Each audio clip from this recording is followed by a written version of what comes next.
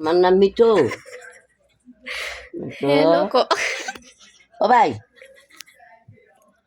কেউ ক আমি আমি তুমি কে মিঠু? হ্যাঁ, আমি মিঠু। আমি তোমার সাথেই আছি।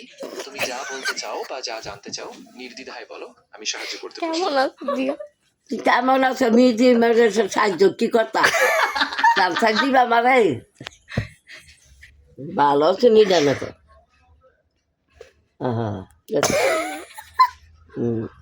ঠিক আছে, পিঠা আগে না, আগে মিঠু ভাই কইবো তারপর তুই কবি। হ্যাঁ ক ঠিক আছে।